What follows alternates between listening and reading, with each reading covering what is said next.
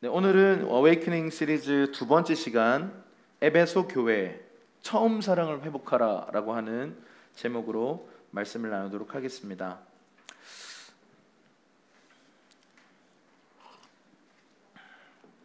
혹시 첫사랑의 기억을 갖고 계십니까? 몇 살 때 첫사랑을 했습니까? 기억이 가물가물하십니까? 첫사랑 그러면 우리가 떠오르는 어떤 생각들이 있습니다. 뭔가 설레고, 뭔가 풋풋하고, 뭔가 굉장히 순수했던 바로 그때 첫사랑. 여러분 우리가 이 첫사랑에 대해서 성경이 얼마나 강조하고 있는지에 대해서 오늘 좀 함께 이야기를 나누고 싶습니다. 에베소 교회를 향해서 주님께서 가장 먼저 7개 교회 중에서 제일 첫 번째 교회로 딱 등장하면서 이 교회를 향해서 한 가지 요구사항 그리고 한 가지 책망하고 싶은 일이 있다. 너희가 처음 사랑을 버렸다. 이렇게 말씀을 하시는 모습이 있습니다. 오늘 함께 이 이야기들을 좀 함께 나누면서요, 이 7개 교회가 7이라고 하는 숫자가 완전수죠. 그래서 소아시아에 많은 교회가 있었고 아시아 지역에 수많은 교회가 개척되어 있었는데 왜 하필 이 7개 교회인가? 당시에 있었던 교회들을 향한 대표성을 띠는 상징적인 숫자입니다. 그리고 오늘날 교회로 숨쉬고 살아가는 저와 여러분들을 향한 주님의 메시지이기도 합니다. 그래서 오늘부터 7번의 시간을 통해서 교회를 향해서 주님이 갖고 계신 마음, 교회를 향해서 주님께서 주시는 메시지를 집중하면서 오늘날 21세기 교회를 살아가고 있는 저와 여러분들이 함께 그 메시지에 귀를 기울였으면 좋겠습니다. 자, 먼저 7개 교회를 향해서 주님이 메시지를 주시는데요. 첫 번째 교회가 뭐죠? 오늘 함께 다룰 에베소 교회입니다. 두 번째 서머나 교회, 세 번째는 뭐죠? 버가모, 네 번째 두아디라 교회, 사대 교회, 빌라델비아 교회, 라우디게아 교회입니다. 오늘은 그 전체적인 개관을 전체를 한번 말씀을 드릴게요. 에베소 교회는 조금 이따 살펴보겠지만 그 특징이 굉장히 정통 신앙을 지켜갔습니다. 칭찬받은 것도 있고 책망받은 게 있어요. 좀 이따 살펴볼 거기 때문에 넘어가겠습니다. 서머나 교회는요, 어머나 교회 아닙니다. 서머나 교회. 서머나 교회는요, 가난한 교회였어요. 그런데 부유한 교회예요.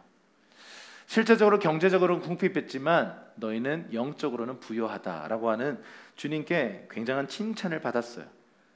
책망 사항이 있어요, 없어요? 없어요. 칭찬만 받은 교회예요. 자, 버가모 교회는 우상 숭배가 특징이랍니다. 그리고 고난과 순교의 위기에서 믿음을 지킨 사람들이 일부 있었습니다. 그런데 대부분 사람들은 발람과 니골라당의 교훈을 쫓아서 우상 숭배에 빠졌다. 이렇게 얘기하는 거죠. 자, 두아디라 교회는 그 중에서도 더 강한 교회인데 이세벨의 영이 특징이랍니다.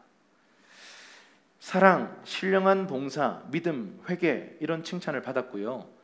책망을 받는데 거짓 선지자 이세벨을 쫓아간 것에 대해서, 우상 숭배를 했고 또 행음을 한 것에 대해서 책망을 받습니다.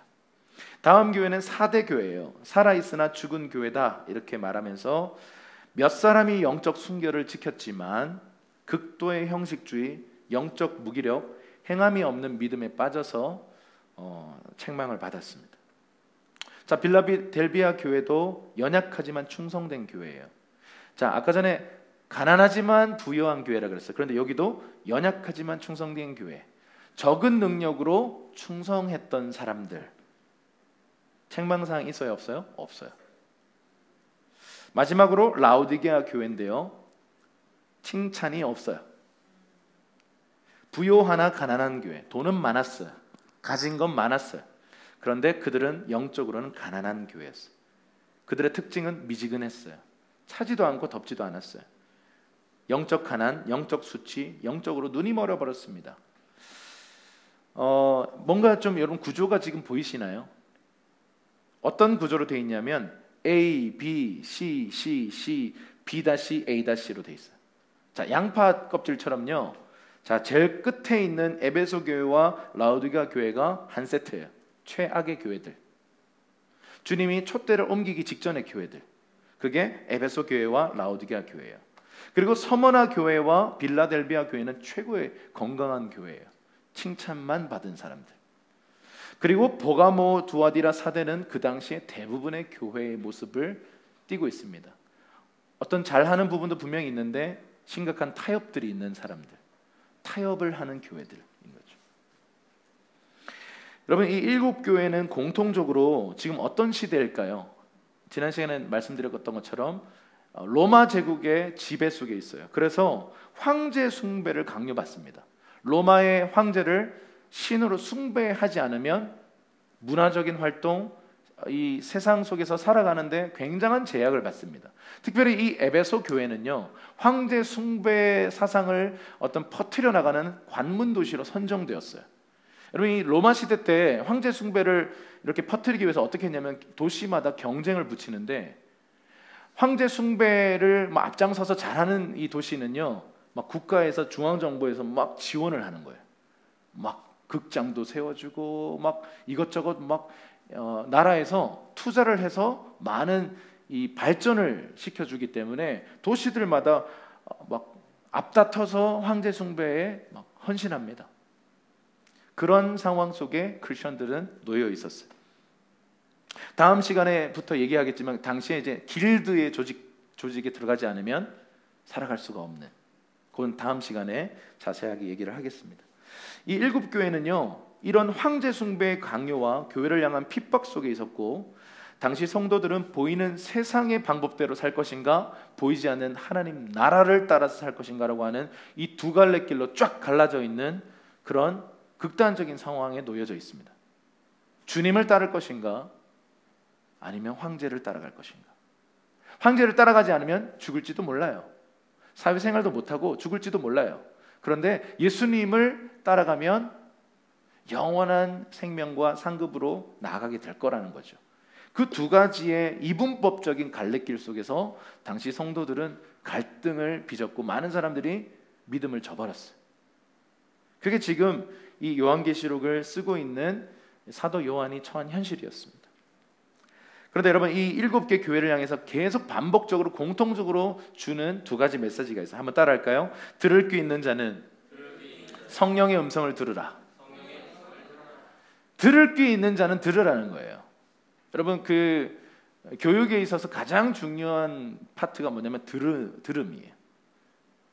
여러분, 쉐마 이스라엘 그러죠. 쉐마가 뭐예요? 들으라 이스라엘이라는 뜻이에요. 여러분, 하나님께서 이스라엘을 향해서 하나님의 율법의 말씀을 가지고 너희 공부해라, 연구해라, 많은 얘기를 했는데요, 가장 첫 번째 하신 건 뭐냐면 들으라예요. 여러분, 성경을 틀어놓으세요. 이어팟을 꽂고 들으세요. 듣다 보면요, 뭔가가 내 안에서 풀어집니다. 여러분, 성경을 읽을 때 눈으로만 읽지 말고 읊조리면서, 제일 좋은 건 큰 소리로 외치는 게 제일 좋아요. 오늘 막 찬양한 것처럼 쉐마 이스라엘 그러면서 막 큰 소리로 하나님 말씀을 낭독하는 것이요, 굉장한 효과가 있어요. 가끔 제가 운전해서 가면 사모님 옆에서 뭐 시편이든 뭐든 이렇게 소리를 내서 읽을 때가 있거든요. 그러면 나는 그냥 운전하고 있을 뿐이고 그냥 내 귀에 들려올 뿐인데요, 내 마음 안에 어떤 역사들이 일어나요. 여러분, 그냥 집안에 뭐 별 들을 생각 없는 사람들이 포함되어 있겠죠, 우리 집안에. 근데 틀어놓으면요, 그 영적인 영향력들을 받습니다. 여러분, 그 성경을 소리내어서 읽는 이 전통은요, 여전히 지금도 성경을 소리내어서 낭독하는 문화가 있는데, 우리는 자꾸 이렇게 소리내지 않고 뭔가 이렇게 뭔가 다른 이방 종교 비슷하게 뭔가 이렇게 막 이렇게 침묵하면서, 여러분, 침묵 기도도 중요한데요, 소리 내어서 성경을 읽고 소리 나는 이 성경 낭독을 듣는 것이 굉장히 중요합니다. 그래서 주님은 들을 귀 있는 자에게 성령의 음성을 들으라 이렇게 말씀하세요. 여러분, 이거는 예수님이 계속 하셨던 공생의 시간에 비유를 가르치실 때 계속 말씀하셨던 하나의, 끝나면서 뭐 이렇게 붙여지는 하나의 정형문이에요. 비유를 가르치고 들을 귀 있는 자는 들을지어다 그랬어요. 여러분, 우리가 귀가 다 있잖아요. 그런데 어떤 사람들은요, 들을 귀가 없어요. 그래서 아무리 말해도 못 알아듣습니다. 근데 이사야도 동일한 임무를 부여받아요. 저들에게 예언을 선포해라. 근데 그들이 듣기는 들어도 깨닫지 못할 것이요, 보기는 보아도 알지 못할 것이다. 그 너는 이 예언을 선포해라. 이사야의 목적이 뭐예요? 대부분 못 깨닫게 하라는 거예요. 그리고 남은 자, 그루터기들만 깨달으면 된다는 거예요. 이게 좀 약간 불합리하고 좀 뭔가 이상하게 들리지 않으세요? 근데 예수님의 사역도 똑같아요. 왜 예수님에게 제자들이 다가와서 묻습니다. 왜 비유를 자꾸 말씀하세요? 그러니까 예수님이 이렇게 대답하세요. 저들이 보기는 보아도 알지 못하고, 보지 못하고, 듣기는 들어도 듣지 못하게 하기 위해서 내가 비유를 설명한다. 이렇게 말씀하셨어요. 들을 귀 있는 자는 들으십시오. 여러분, 우리 마음 안에 지혜와 계시의 영이 풀어져 있지 않으면요, 보는 눈 없어요. 들을 귀 없습니다. 설교 시간도요, 어떤 사람들에게는 그냥 소음일 뿐이에요. 그런데요, 어떤 사람들에게는요, 생명이 막 부어지고 돌파가 막 일어나고 질병이 치료되고 자신의 그 문제 안에 갇혀 있었던 것들로부터 자유를 얻는 하나님의 강력한 통로가 되기도 합니다. 그것은 우리에게 달려 있어요. 내게 들을 귀가 있는가? 예수님이 공생애를 다니면서 가르치시면서 계속해서 말씀하시죠. 귀 있는 자는 들을지어다. 들을 귀 있는 자는 듣고 깨달을지어다 라고 선포하셨어요. 우리 주님 앞에 우리가 정말 들을 귀가 열리기를 간절히 기도하십시다. 주님, 제가 보게 해주십시오. 주님, 제가 듣게 해주십시오 라고 하는 이 갈망의 마음, 가난한 마음 없으면요, 들을 수 없어요. 두 번째, 한번 따라할까요? 이기는 자가 되라. 이게 계속해서 반복돼요. 들을 게 있는 자는 들어라. 그리고 너희는 이기는 자가 되라. 여기서 이기는 자를요, 이렇게 생각해서는 안 돼요. 이 첫 번째로 이 이기는 자를 이렇게 생각할 수 있는데, 정복자구나, 그렇구나, 우리는 승리하는 사람들이구나. 예, 이 말은 다 맞아요. 그런데 기독교 역사를 살펴보면 승리주의적 관점이 있어요. 어쨌든 어떤 영역의 탑에 올라가가지고 거기 정상을 차지해서 하나님의 영향력을 펼쳐놔야 된다라고 생각하는 사람들이에요. 여러분, 그 부분이 뭐 잘못됐다라고 말하고 싶진 않아요. 그런데 그들의 관점이 그것만 있어요. 승리주의적 관점. 그래서 여러분, 그것이 극단적으로 펼쳐진 세대가 뭐냐면 십자군 전쟁이에요. 무력을 써서라도 복음을 전파해야 되는 거예요. 여러분, 저는 그 기독교 회사 가운데, 그리고 또 기독교 학교들 속에 채플이라고 하는 제도를 저도 섬긴 바가 있습니다. 그 안에서 하나님이 일하시는 것들이 있습니다. 그런데요, 여기에 제도화되고 종교적으로 딱 굳어지잖아요. 어떤 회사는요, 이 채플에 참석하지 않으면 승진을 못해요. 어떤 직장은요, 이 신우회에 들어가지 않으면 승진을 할 수가 없어요. 그래서 사람들이 어떻게 할까요? 승진을 위해서, 잘 보이기 위해서 채플 시간에 신앙도 없지만, 신앙을 가질 생각도 없지만 앉아 있는 거예요. 그래서 여러분, 그런 예배 모임에 가서 예배를 인도하면요, 이렇게 팥죽을 씁니다. 이렇게 옥수수죽을 막 써요.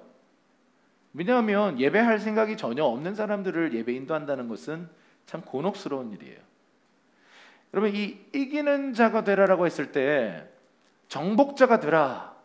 그래서 온 세상을 정복해라. 맞아요. 우리 복음으로 정복해야 되고 사랑으로 정복해야 되는데, 이 사람들이 이것을 승리주의적 관점으로만 보니까 어떻게 돼요? 폭력적이에요. 무례해요. 일방적이에요. 그들과 친구가 될 생각 없고요, 내 밑으로 기어, 내 밑으로 들어와, 그리고 예수 믿어. 이런 관점으로 복음을 전하는 그런 실수들을 참 많이 했어요. 지금 우리가 맞닥뜨리고 있는 이 한국교회가 지금 세상으로부터 지금 엄청난 지탄과 공격을 받는 사실 근본적인 이유가 여기 있어요.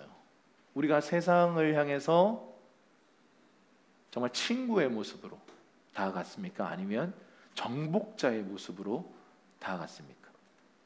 정복자의 모습이 이런 거예요. 정치 세력, 정치적인 힘을 기르고 많은 돈을 얻고 힘을 얻어서 정복하겠다는 거예요. 복음으로. 뭔가 주님의 방법과는 전혀 다른 거예요. 주님은 그런 식으로 사역하지 않으셨어요. 단 한 번도 제국의 힘을 빌어서 정치 세력들과 결탁해서 하나님 나라를 펼치신 적이 없어요. 오히려 그는 약한 모습으로, 어린 양의 모습으로, 실패자의 모습으로 끝나버렸어요. 그런데 하나님의 왕국에서 그를 죽음에서 생명으로 옮기시고 세상 권력이 아니라 하나님 나라의 권력을 그에게 부으셔서 전혀 다른 방식으로 이 세상을 통치해 가시도록 그를 진정한 정복자로 세우셨어요. 근데 우리는 이 이기는 자가 되라라는 이 말을 이렇게 오해하는 거죠. 우리 안에 이런 모습, 무례한 기독교의 모습이 참 많이 있습니다. 두 번째 이 이기는 자에 대한 오해는 뭐냐면요, 경쟁에서 내가 1등 하리라, 승리자가 되리라는 거예요. 자, 정복자, 승리자, 예, 맞아요. 우리가 갖고 있는 아주 중요한 그 정체성인데 오해가 자꾸 들어가는 거죠. 승리자가 된다는 말을 경쟁해가지고 내가 다른 사람을 제치고 1위 하겠다라는 거죠. 그게 아닙니다. 여러분, 교회 안에, 하나님 나라 안에는요, 경쟁 없어요. 선의의 경쟁은 좋은 거 아닙니까? 아니요. 나를 밟고 가세요. 이게 하나님 나라예요. 내가 그래도 쟤보다는 좀 잘해야지. 내가 저 가정보다는 우리 가정이 좀 더 행복해야지. 그거 아니고요. 우리가 밑거름이 될 테니까 우리를 밟고 가세요. 이게 하나님 나라라고요. 선의의 경쟁도 경쟁입니다. 여러분, 하나님 나라는 경쟁하는 곳이 아니고요, 먼저 달려간 사람들이 왜 달려가냐 하면요, 먼저 길을 열고 돌을 치우고 이거 잡일을 해야 돼요. 그게 리더들이에요. 그러면 먼저 길을 열면요, 뒤에 사람들을 기다리고 있다가 다 지나가면 들어가는 사람들이, 그게 하나님 나라의 선두주자들이에요. 1등 하려고 하는 게 목적이 아닙니다. 그러면 여기서 이기는 자는 영어 단어로 보면 overcomer예요. overcome, 극복하는 사람들이에요. 무엇을 극복해요? 환난과 세상 통치와 이 짐승의 통치를 정면으로 충돌하면서 극복하는 사람들이 이기는 자지, 세상의 힘, 세상의 방법으로 이기려고 하는 거, 경쟁에서 내가 다른 사람 제치고 이기려고 하는 게 아니라는 거죠. 예수님이 어떻게 극복하셨어요? 제국의 통치, 사람들의 어떤 비난과 공격을 그대로 다 받으셨어요. 그리고는 절정에 다다라서는 십자가에 못 박혀 죽는, 로마의 사형법 중에 최고로 악랄한 사형법에 의해서 제국의 통치의 힘에 짓밟혀서 그냥 십자가에서 죽으셨어요. 이게 예수님의 방식이에요. 그래서 많은 믿는 사람들이 이게 부담스러운 거예요. 우리가 이 나라를 복음화하기 위해서 정치적인 힘도 기르고 돈도 많이 모으고 우리가 좀 이렇게 발언권도 좀 가져가지고 이 세상에 영향을 줍시다. 예, 굉장히 합리적인 말이에요. 그런데 여러분, 어린 양의 길은 아니에요. 어린 양이 걸어가신 길은요, 십자가의 길이고 순교자의 길이었어요. 이 얼마나 쓸쓸한 길이에요. 얼마나 실패자처럼 보이는 길이에요. 그런데 여러분, 하나님이 그의 십자가, 그의 희생, 그의 순교를, 그의 희생을 내버려 두지 않으시고 하늘에 있는 모든, 그리고 땅 위에 있는 모든, 땅 아래에 있는 모든 이름이 그 이름 앞에 굴복하게 만드는 어마어마한 하나님의 상급과 보상들이 부어졌어요. 할렐루야. 그래서 영광과 존귀와 능력과 부와 지혜와 힘과 모든 찬송, 세상에 있는 이 모든 영역에 속한 그 모든 영광들이 누구에게 돌아간다고요? 죽임을 당하신 어린 양께로 돌아가는 상급이요. 그래서 어린 양은 그 희생에 합당한 상급을 받으실지어다. 모라비안의 그 모토처럼 어린 양은 그 희생에 합당한 상급을 받으십니다. 할렐루야. 우리가 걸어가야 될 길이에요. 그래서 모라비안 그 27세 청년이 자신을 노예로 팔면서 내가 이 노예들에게 복음을 전하겠습니다 라고 결정했던 길은 결국 어린 양이 걸어갔던 길이에요. 언더우드 선교사와 같은 그런 인재들이 거기서 잘 먹고 잘 살 수 있는 기회를 다 내려놓고 이 조선이라고 한 나라에 듣도 보도 못한 이 가난하고 무례한 이 나라에 와가지고 완전 잡상인 취급당하면서 완전 무시를 당하면서 복음 전하기 위해서 친구가 되고 말을 배우고 그 어린 양이 걸어갔던 그 길을 걸었던 사람들을 통해서 이 나라가 이렇게 성장했습니다. 여러분, 많은 나라들이요, 제국주의적 힘을 가지고 복음을 전파했어요. 필리핀도 그렇고요. 저기 동남아에 보면 유럽에 있는 강대국들이 대포 들고 쏘면서 정복해서 학교 세우고 병원 세우고 이렇게 해서 복음을 전파했어요. 근데 그 결과가 뭐냐면 복음이 전해졌어요. 근데 건강한 복음이 안 전해져요. 상처가 있는 거예요. 증오가 있는 거예요. 용서 못함이 있는 거예요. 기독교는 용서잖아요. 근데 진짜 기독교가 아니라 허울만 기독교. 그 속은 우상숭배, 미움, 증오, 용서 못함. 기독교가 아니, 복음이 아닙니다. 근데 여러분 영화 미션을 보세요. 빠라바바 이거 아시죠? 평생을 선교사 훈련받고 선교사가 되어서 자기가 정말 사랑했던 그 부족으로 갔는데 자기를 죽이려고 그래. 그래서 혹시라도 그런 일이 생길까 봐 오보에를 연습했어요. 넬라 판타지야. 따라라라라 이거. 극적으로 살아서 그들의 친구가 되고, 근데 그를 배척하는 사람들도 있었지만 결국 마음의 문을 열고 막 친구가 돼서 복음을 전하는데, 고국에서 어떤 사람들이 배를 끌고 와가지고 대포를 쏘는 거예요. 목숨을 걸고 친구가 돼서 이제 복음 전하려고 하는데 막 무력으로 밀고 들어와가지고 그냥 끝장내는 거예요. 그리고 다 항복. 그런데 여러분 그 창의 끝이라고 하는 그 영화도 있습니다. The End of Spear라고 하는 영화가 있는데 꼭 한번 보세요. 그 책 중에 전능자의 그늘이라고 하는 유명한 책이 있는데 젊은 선교사가 순교한 사건에 대한 얘기예요. 똑같이 이 아마존 정글의 한 부족에게 복음 전하기 위해서 정말 이 젊은 때에 선교 훈련 받고 결혼하고 아이도 이제 딱 우리 하준이 정도 되는 나이가 딱 돼서 이제 드디어 파송받아서 간 거예요. 가서 이제 막 겨우 막 이렇게 친구가 되려고 하는데 결론은 그거예요. 친구가 될 뻔했는데 그 중에 어떤 그 친구가 되려고 하는 거를 좀 싫어했던 한 그 부족 중에 한 사람이 이 사람을 창으로 찔러 죽입니다. 근데 창으로 찔러 죽일 때 그들의 말로 우어 무어 부응거라고 해요. 정확한 기억인지 모르겠어요. 하여튼 뭐라고 해요. 근데 그게 뭐냐면 나는 당신의 친구입니다라는 뜻이에요. 근데 이 사람 찔러 죽이고 나는 당신의 친구입니다라고 자기 나라 말로 부족의 말로 막 얘기하니까 이상해하면서 그래도 아니야 이러면서 막 찔러 죽입니다. 결국 죽었습니다. 본국에서는 이 선교사 아내와 아들하고 다 철수하라고 이렇게 얘기합니다. 일단은 철수했죠. 그런데 이 아내 선교사님들이 참 대단한 분들이세요. 기도하는 가운데 남편을 죽인 땅, 남편을 죽인 그 부족을 버릴 수가 없어서 이 아이가 어느 정도 컸을 때 다시 그곳에 들어가는 거예요. 근데 여러분 그 터툴리안이라고 하는 초대 교회의 그 교부들 중에 터툴리안이라는 사람이 이런 말을 해요. 순교의 피는 교회의 씨앗이다. 그 순교의 피가 흐른 그곳에요, 하나님이 놀라운 역사들을 행하기 시작하셨던 거예요. 나중에 그 영화를 이렇게 제가 다 스폰을 할 수 없으니까 뭐 책 보신 분들도 있을 건데 결론은 어떻게 되냐면요, 창으로 찔러 죽인 그 사람이 그 지역의 목회자가 돼요. 예, 그냥 총 들고 가세요. 그 선교사님한테 총이 있었어요. 혹시나 몰라서 총을 갖고 있는데요, 막 이렇게 그 창을 찌르러 막 달려오는 사람에게 총을 자동 반사로 겨눴죠. 그런데 총을 쏠 수 없어서요, 위로 팍 쏘고 창에 찔려 죽기로 결정하는 거예요.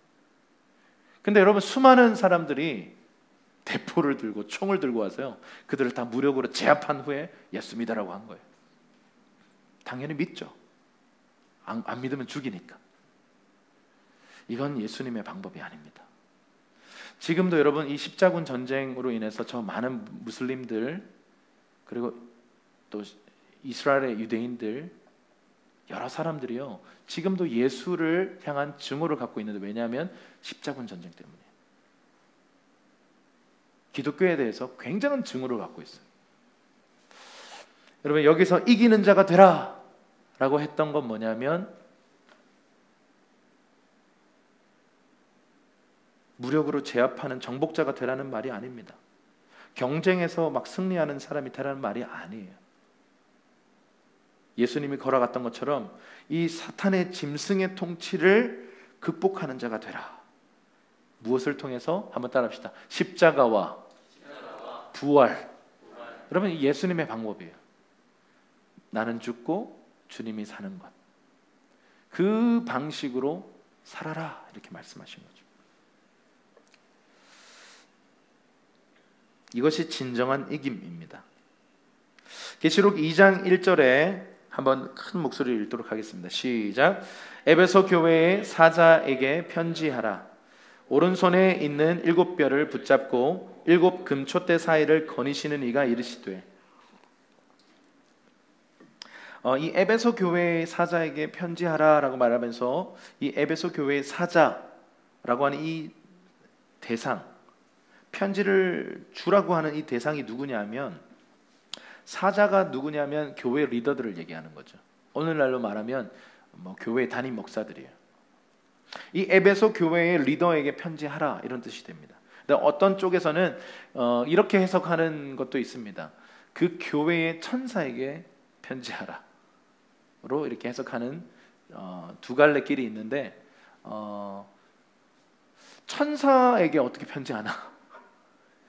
자, 여기서 여러분 이 부분에 대해서 여러 근거들도 있는데요. 각 교회마다 하나님의 뜻을 이루기 위해서 파송받은 천사가 있다. 마태복음에도 보면 소자에게 함부로 하지 마라. 그의 천사가 다 하나님께 일러준다. 작은 소자에게도 함부로 대하지 마라. 그럼 그 말은 뭐냐면 한 공동체에 어떤 그 공동체를 돕고 섬기는 천사가 있다는 거죠. 그리고 개인에게도 우리 수호천사 이런 표현을 하잖아요. 이렇게 천사들이 있다는 거죠. 우리의 삶에. 물론 반대로 우리 공동체를 위해서 파송받은 악령들도 있습니다. 악한 영들이 있어요. 여러분 가정에 특별히 계속해서 좀 무너뜨리고 도적질하고 파괴하려고 하는 악한 영들이 있습니다. 개인도 마찬가지예요. 우리 이거를 약간 좀 동화적으로 이렇게 그리는 경우 있죠. 뿔 달린 사탄이 나와가지고 계속 먹어도 돼. 그런데 천사가 나와서 그만 먹어 이렇게 하는 이렇게 천사와 악마가 막 내 안에 싸운다 이런 게 있잖아요. 근데 그게 좀 동화적인 표현이긴 합니다만 실제 우리의 삶 안에 영적 실제로 존재하는 일들이에요. 끊임없이 악한 영들이 나를 따라다니면서 막 노리고 있다가 조그만 죄를 딱 지으면 뚫고 들어와서 나를 장악하려고 합니다. 근데 천사들은 하나님의 뜻과 하나님의 부르심과 하나님의 역사가 계속해서 이루어질 수 있도록 계속 돕는 거죠. 근데 우리가 그 천사와 동역해서요 찬양하고 기도하기 시작해야 되는 거죠. 악령들은 그걸 할 수 없도록 계속 방해할 겁니다. 그래서 3장 이후가 되면 4장 5장에 들어가면 천상의 경배의 모습들이 쫙 펼쳐지면서 수많은 천사들이 막 등장해요. 아주 디테일한 천사들의 모습들이 막 나타나요. 그룹 천사 막 나와요. 스랍 천사들이 막 나오는데 그 천사들 우리가 찬양하기 시작할 때요 하늘의 천사, 천상의 그 경배의 그 보좌와 우리가 링크 된다는 사실을 아십니까? 싱크도 돼요. 링크와 싱크가 뭔지 아시죠? 링크는 연결되는, 싱크는 뭐냐면 막 교환이 일어나요. 천상의 것들이 막 내려와요. 우리의 어떤 마음과 찬양과 노래가 막 올라가요. 이게 계시록 5장 8절에 나오는 하프 앤 볼이에요. 주님 앞에 우리의 찬양과 기도가 막 올라가고 또 주님의 응답과 하나님의 뜻이 이 땅으로 막 내려오는, 야곱이 봤던 사닥다리처럼요 천사가 오르락 내리락 하는 거죠. 여러분 천사는 실제합니다. 우리의 삶에 늘 함께하고 있다고요.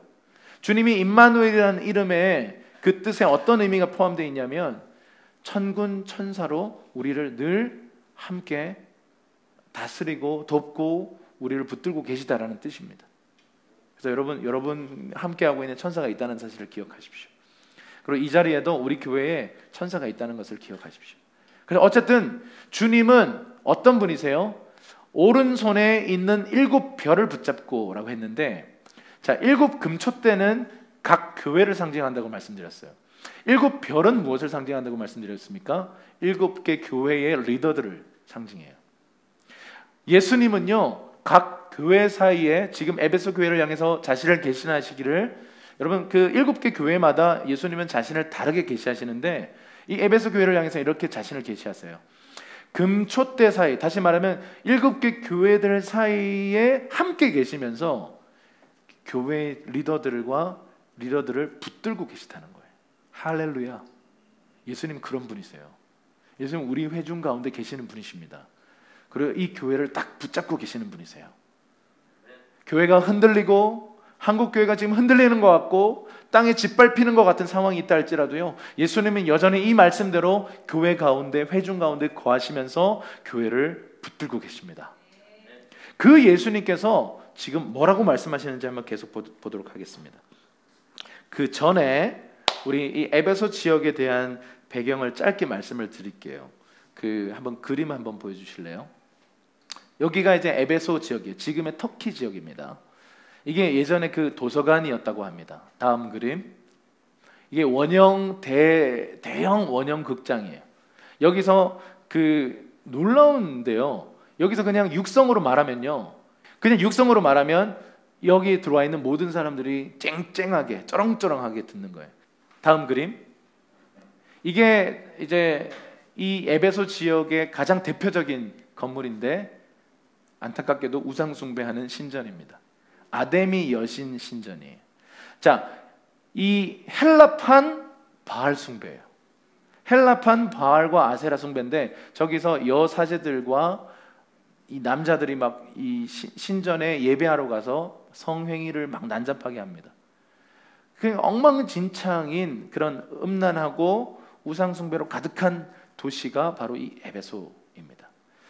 이 아데미 여신 숭배가 어찌나 강했는지, 이 여신 숭배가 어찌나 강했는지 나중에 이게 어떤 숭배로 이어지냐면 마리아 숭배가 처음으로 시작되는 지역이 여기입니다. 그러니까 지금까지도 마리아 숭배가 이어지고 있잖아요. 천주교의 일부 안에서. 그러나 많은 그 천주교 교리 안에 성모 마리아를 숭배할 수밖에 없는 교리들이 포함이 되어 있어요. 그래서 그 부분들이 이제 기독교가 받아들일 수 없는 거죠. 어쨌든 이 에베소가 이런 것들로 유명했고요. 다음 그림 없군요. 네.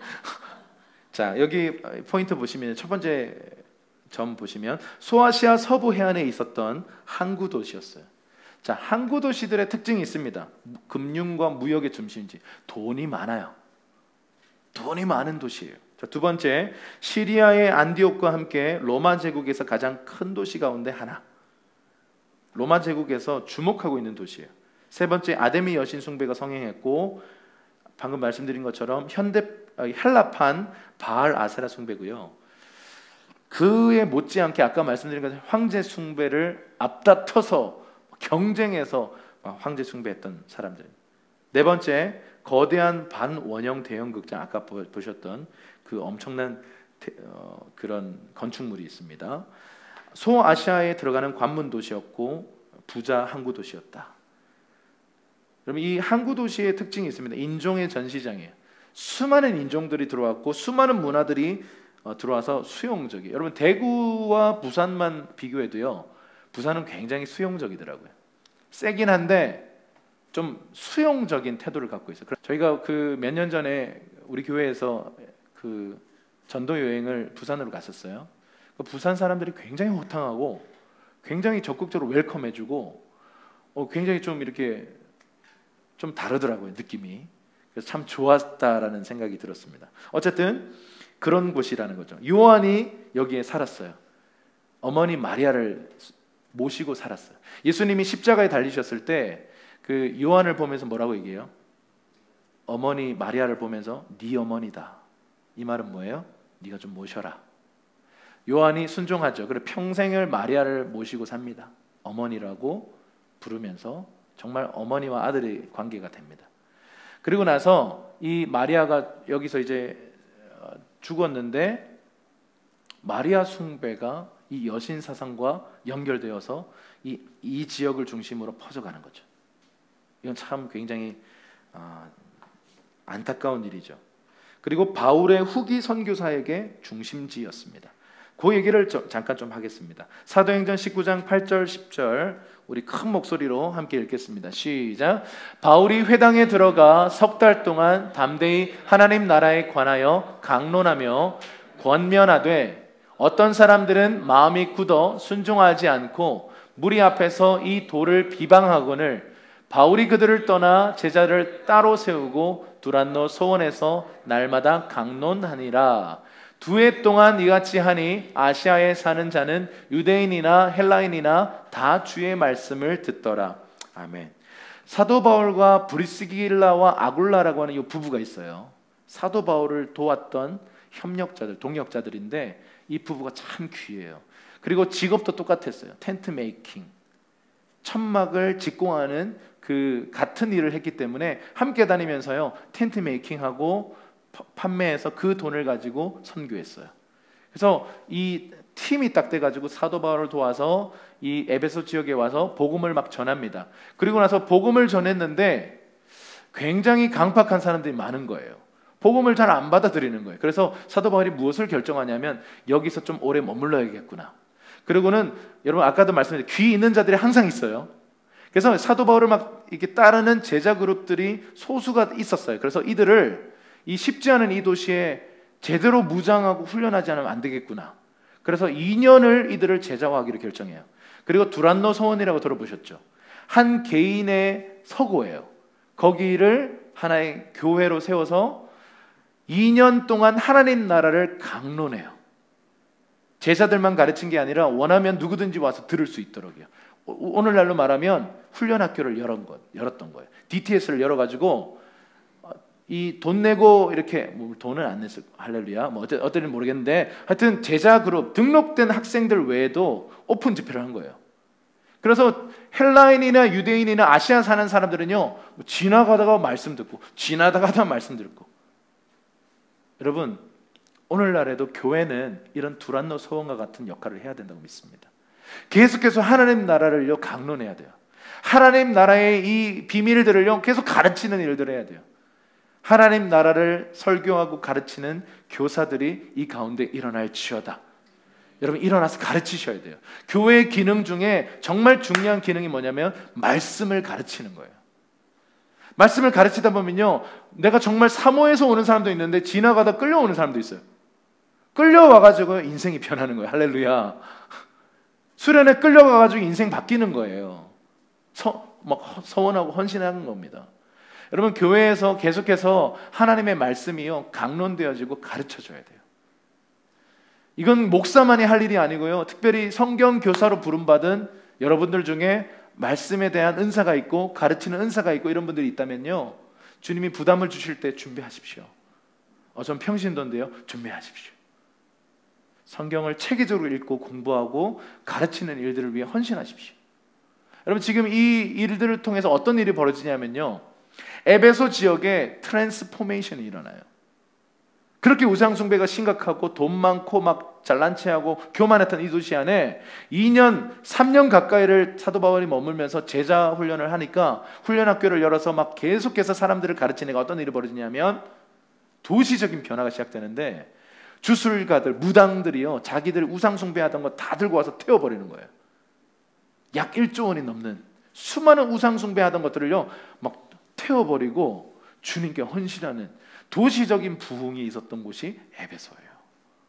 에베소 교회는 대단한 교회예요. 근데 사도 바울이 이 아데미 여신 숭배자들과 한판 붙는 일들이 있습니다.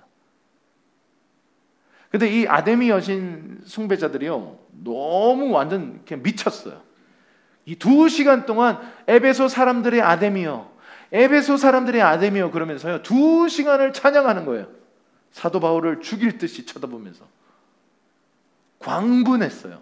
사도 바울의 사역과 사도 바울의 이 능력 대결 속에서요 이 아데미 여신 이게 너무 강력한 도시였기 때문에 사도 바울 막 죽이려고 하는 거예요. 그래서 사도 바울은 몰래 빼돌려 가지고 다른 도시로 이송시키는 이 결정을 에베소 교회가 합니다. 그리고 다른 곳에서 이 에베소 교회 장로들, 에베소 교회 또 다른 리더들을 불러가지고 서로 입 맞추고 울고 위임식하고 이제 당신들이 목회하십시오. 당신들이 에베소 지역을 책임지십시오. 그리고는 사도 바울은 나의 달려갈 길과 주 예수께 받은 사명 그러면서 막 울면서 자기 사명 선언문 낭독해주고 다른 나라로 떠납니다. 그럼 계속해서 복음의 부흥들을 일으킨 게 사도 바울이었어요. 여러분, 이 에베소 지역이 바로 이런 교회예요. 여러분, 그 엄청난 리더와 엄청난 부흥이 있었던 도시 이제 막 다음 차세대 리더로 탁 섰어요. 얼마나 부담스러울까요? 쉽지 않습니다. 그래서 이 리더들이요, 당시에 많은 이단들과 거짓 교사들이, 여러분 당시에 순회 교사들이 있었어요.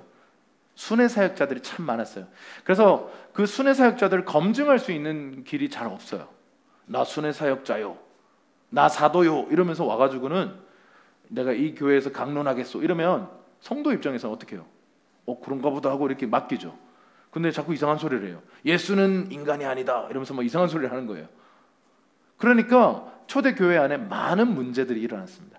그때 싸우고 막 이러면서 정통성 교리 하면서 아까 우리가 외웠던 고백했던 사도신경이라고 하는 것도 그때 만들어지는 거예요.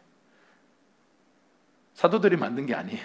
그때 초대교회에 사도적 정통적 신앙적 교리를 세워서 이단으로부터 우리를 보호하자. 그래서 여러분 이게 교리화, 니케아 신조, 웨스트민스터 이런 막 교리들이 체계화된 이유가 너무 많은 거짓 교사가 있는 거예요. 너무 많은 이단들이 와서 교회를 흔들어 놓는 거예요. 근데 이 에베소 교회가 잘한 건 뭐냐면요, 정통성을 수호했어요. 교리를 튼튼하게 세워놨어요. 이게 이단이고 이게 정통이다라는 것을 잘 세워놓은 교회가 바로 이 에베소 교회입니다. 우리 계시록 2장 2절, 3절, 6절 쭉 읽어보도록 하겠습니다. 시작. 내가 내 행위와 수고와 내 인내를 알고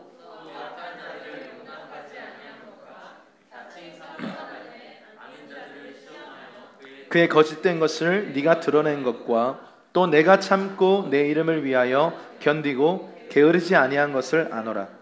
오직 내게 이것이 있으니 네가 네굴라당의 행위를 미워하는도다. 나도 이것을 미워하노라. 자, 지금 이 에베소 교회를 향해서 주님이 칭찬하시는데요, 너희 참 잘했다. 너희의 행위와 수고와 고생을 내가 안다. 인내를 안다.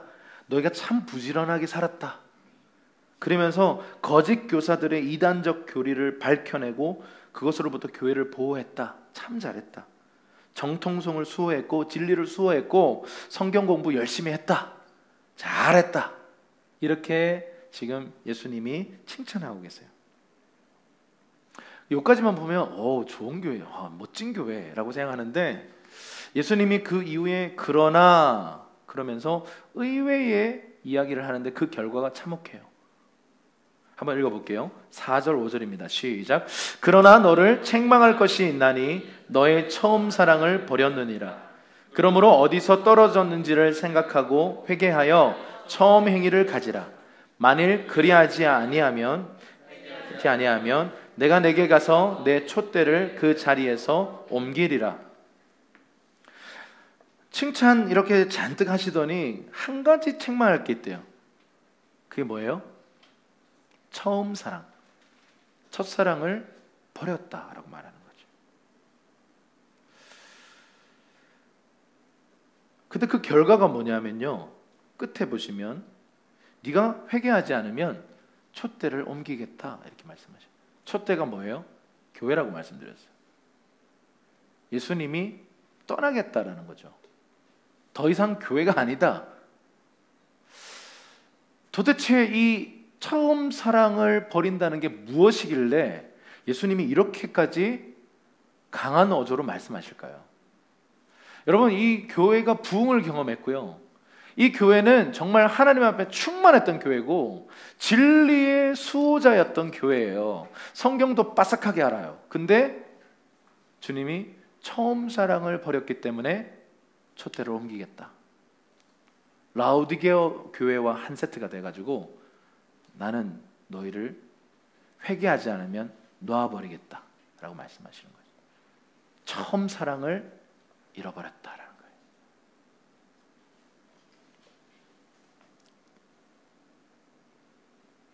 정통주의가요, 죽은 정통주의가 되는 순간입니다. 진리, 옳고 그름, 뭔가 이게 옳고 저건 잘못된 거야 라고 하는 분별과 진리적인 어떤 관점들이 가득한 사람들이 있어요. 그런데 여러분, 그 마음에 이 진리의 결론인 사랑을 잃어버리면요, 그건 주님과 관계없는 사람이에요. 그건 주님과 관계없는 교회예요. 여러분, 이게 종교적인 신앙생활이 결국 포인트가 뭐냐면 사랑을 잃을 때예요. 열심히 신앙생활해요.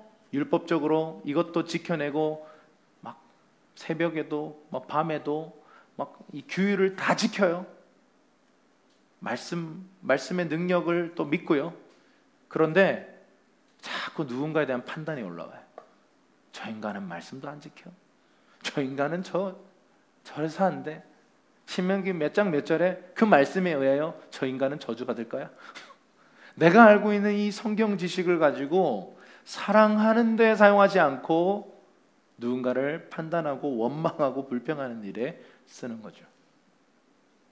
여러분, 우리가 아무리 대단한 부흥을 경험했고 우리의 삶에 아무리 대단한 하나님의 은혜가 있었어도요, 내 안에 지금 성경 지식이 가득하다 할지라도 사랑을 잃어버리면 우린 전부를 잃어버리는 것입니다. 주님은 촛대를 옮기신다라고 말씀하세요.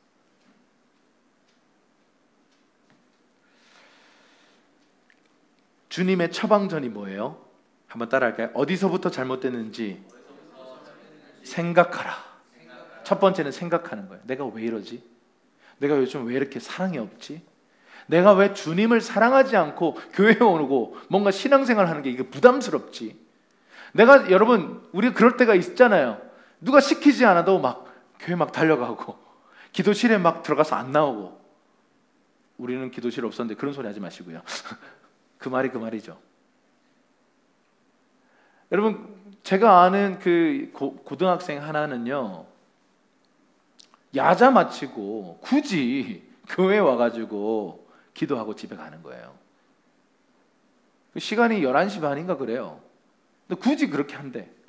누가 시켜서? 아니요, 자기가 그렇게 하고 싶대. 굳이 그 바쁜 수험생이 새벽 예배에 또 헌신을 하네. 특세 기간도 아닌데 굳이 그렇게 해야 되나? 근데 자기 안에 불붙는 열정이 있는 거예요. 금식 막 하는 거예요, 금식. 그래서 막 사역자들이 옆에서 눈치 보고 있는 거, 우리도 해야 되나? 그러면서 전사님들이 계속 제 가까이 오면 부담스러워요. 막 자꾸 금식하고 이러니까. 근데 여러분, 우리가 시키지 않아도 주님께 헌신하고 막 내 삶을 희생하고 막 그걸 기뻐하면서 했던 적이 없으면 좀 얘기가 오늘 이 해당 사항이 아닌데요. 우리 그랬던 때가 있어요. 있기를 바랍니다. 정말 순수하게 주님이 좋아서 시키지 않아도 헌신했던 때가 있어요. 그게 뭐냐면 처음 사랑의 열정이에요. 여러분, 첫사랑 그러니까 뭔가 이렇게 감정적인 것만 생각하는데요, 열정을 말하는 거예요. 내가 처음 사랑을 갖고 주님 앞에 했었던 그 열정. 그래서 주님의 처방전이 뭐냐면 어디서부터 잘못됐는지를 깊이 생각하라는 거예요. 생각해보라는 거예요. 기도부터 하는 거 아니에요. 생각하라는 거예요. 눈 감고 생각해보세요. 주님께 물어보세요. 왜 이렇죠, 제가? 언제부터죠? 무엇 때문에 내가 이렇게 점점 열정이 식은 거죠? 주님께 물으라는 거예요. 그리고 여러분, 주님의 처방전이 좀 이상해요. 저는 처음에 이거 듣고 처음 사랑을 잃어버렸는데 처음 행위를 회복하래요. 이게 무슨 말일까요? 네가 처음 사랑을 갖고 열정을 갖고 했었던 그 일을 다시 하라는 거예요. 저는 오늘 이 한 주가요, 여러분들의 삶 안에 잃어버렸던 처음 사랑을 회복하는 한 주간이 되기를 주님의 이름으로 축원합니다. 그것을 위해서 생각하십시오. 내가 왜 식었지? 내 열정은 어디로 간 거지? 내가 어떤 부분에서 지금 타협되고 있는 거지? 생각하라는 거예요. 그리고 주님의 처방전대로 해보세요. 생각하고 회개하고. 자, 회개가 뭐예요? 방향 전환이에요. 방향을 돌이키고 나서 뭐 하라고요? 처음 행위를 회복하라는 거예요. 원어를 보니까 이게 어떤 뜻이냐면 처음 행위가 어떤 뜻이냐면요, work. 또 다른 데 보면 doing이에요. doing.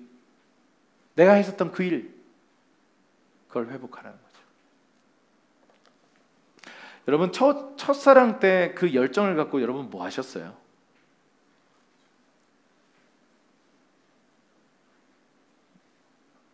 뭐 대답해도 괜찮아요. 나 진짜 막 충만할 때 있었잖아요. 그때 여러분 그 열정 갖고 뭐 하셨어요? 그 열정 갖고 노래방 가시고 뭐 그 열정 갖고 뭐 이렇게 한잔 하시고 그러지는 않았을 것 같아요. 그거 갖고 뭐 하셨어요? 막 시키지 않았는데 막 전도 훈련 프로그램도 아닌데 막 나와서 막 전도하는 거예요. 뭐 전도지 막 예수 막 울면서 예수 믿으라는 거예요.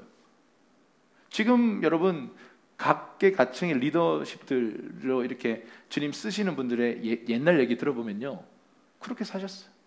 시키지 않았는데 자꾸 주님이 주시는 열정 때문에요, 복음 막 전하는 거예요. 길거리 나가가지고 노방전도 하는 거예요. 막 예수 믿으세요 뭐 이런 걸 시키지도 않는데. 토요노방 모임이 아니고요, 그냥 혼자 처음 사랑의 그 열정이 있으니까 시키지 않아도 복음 막 전하는 거예요.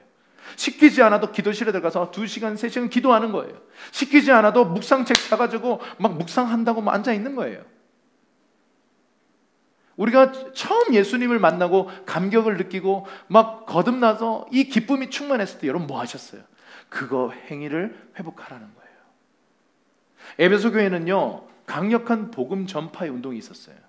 그리고 엄청난 제자 훈련이 있었고 이 엄청난 가르침이 있었던 곳이에요. 그런데 그게 다 그냥 교리만 남고 화석화되어서 죽은 정통 교리가 되어서 사랑은 다 잃어버리고 전통 그러고만 있는 거죠.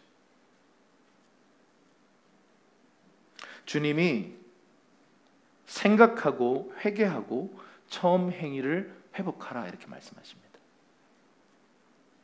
자, 마태복음 24장 10절에서 13절 말씀을 보면 이런 말씀이 있습니다. 한번 읽어볼게요. 시작. 그때 사람들이 너희를 환난에 넘겨주겠으며 너희를 죽이리니 너희가 내 이름 때문에 모든 민족에게 미움을 받으리라. 그때 많은 사람이 실족하게 되어 서로 잡아주고 거짓 선지자가 많이 일어나 많은 사람을 미혹하겠으며 불법이 성함으로 많은 사람의 사랑이 식어지리라. 그러나 끝까지 견디는 자는 구원을 얻으리라. 예수님이 마지막 때에 이런 일이 있을 것이다라고 직접적으로 말씀하신 구절들이에요. 근데 오늘 방금 읽었던 이 일이 부분적으로 이미 우리의 삶에 나타나고 있습니다. 옛날에는 불법이었는데 그 불법이 합법화되고 막 유행하고 거짓 선지자들과 수많은 이단들이 나타나고 많은 사람들이 환난에 넘겨지게 되고 예수 이름 때문에 지금도 죽어가는 수많은 순교자들이 지금도 있습니다. 지금 이 순간에도 있다고요. 저 이집트와 중동 지역의 시리아와 핍박받고 있는 수많은 그리스도인들이 있습니다. 조금만 가도 있어요. 북한에도 있어요. 지금은 중국도 엄청난 핍박들을 받고 있어요. 우리 삶에 지금 핍박이 없다고 해서 이 말씀이 이루어지고 있지 않다고 생각하시면 안 돼요. 그리고 우리는 어쩌면 이번 이 일들을 통해서 어쩌면 이런 핍박 가운데 들어갈지도 몰라요. 어떤 분들은 이미 핍박받고 있습니다. 예수 이름 때문에 직장에서 엄청 욕먹고 있으실 겁니다. 내가 안 받고 있다고 해서 이 일이 일어나지 않는 게 아닙니다. 이미 이 일은 일어나고 있어요. 그런데 여기서 가장 중요한 건 뭐냐면 12절에 많은 사람의 사랑이 어떻게 된다고요? 식어진답니다. 기독교의 가장 핵심 안에 우리가 놓쳐서는 안 되는 열매가 있는데 그건 사랑입니다. 사랑이 식어져 버리니까 이건 답이 없는 거예요. 주님도 촛대로 옮기실 수밖에 없는 거예요. 에베소 교회가 많은 사역을 잘 감당했고 부흥도 일으켰고 수많은 하나님의 나라의 진전을 가져왔지만 지금 그 세대 안에 사랑을 잃어버리니까 주님은 함께 하실 수 없는 거예요. 여러분 스스로를 점검해 보세요. 내가 많은 사역도 하고 이 일도 하고 저 일도 하고 내가 열심히 공부도 하고 성경 지식도 습득하고 뭔가 열심히 하고 있는데 내 안에 사랑을 잃어버리고 있다? 그것은 우리가 지금 잘못 가고 있는 거예요.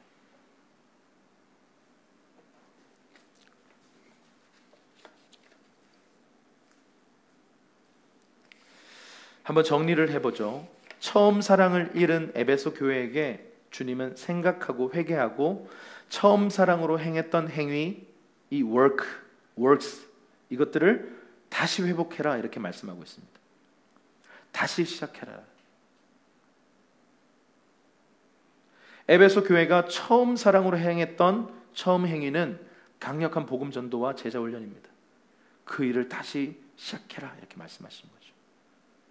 에베소 교회는 큰 부흥을 경험한 교회입니다. 에베소 교회는 각종 이단의 공격으로부터 교회를 보호하는 데 집중했어요. 그래서 그 결과는 내 교회, 내 교회, 내 교회. 정통성을 이어가는 우리 교회, 우리 교회, 우리 교회. 이 자부심만 늘고 이 정통을 수호하고 있다라고 하는 이 뭐랄까요? 이 뭐라고 표현하는 이 자부심으로 가득한 거예요. 그런데 처음 사랑의 열정을 잃어버리고 개교회주의에 빠져서 종교적 신앙생활을 하는 사람들이 되어버렸어요. 결국 신앙생활의 어떤 완성은요, 사랑입니다. 주님을 사랑하는 거예요.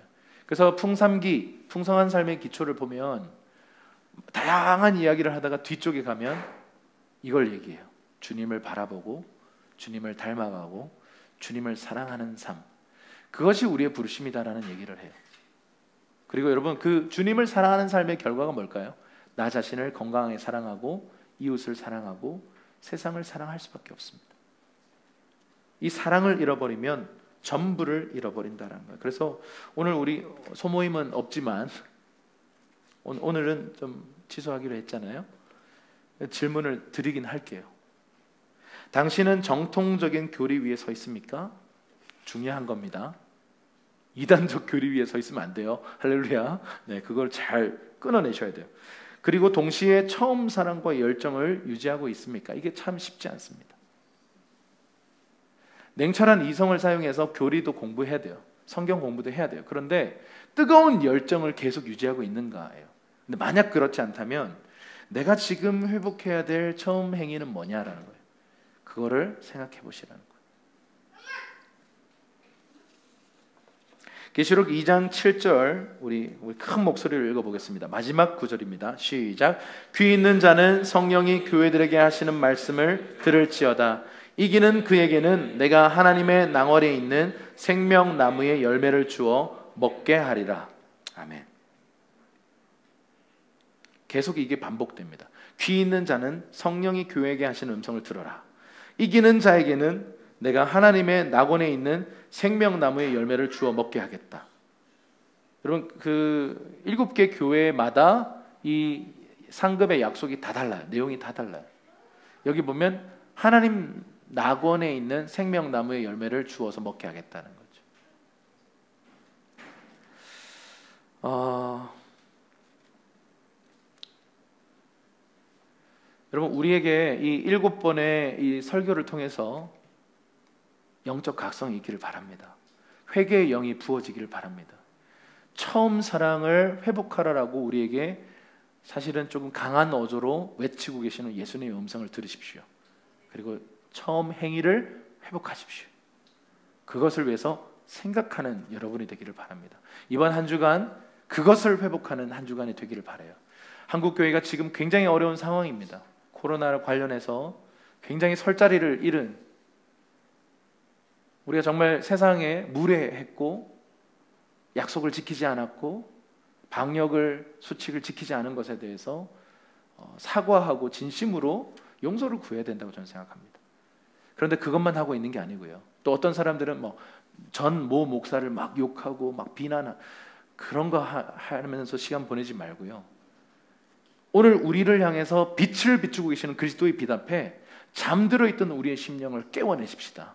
처음 사랑을 회복하고 처음 열정을 회복해서 처음에 했던 그 행위들을 다시 시작하십시다.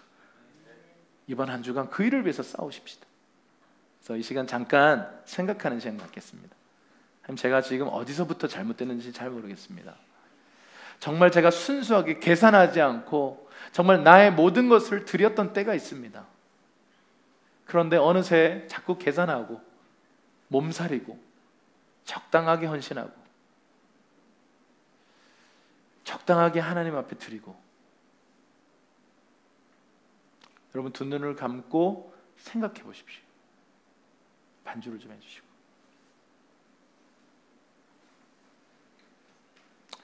시간 잠깐 주님 앞에 머물면서 잠깐 생각하는 시간 갖겠습니다.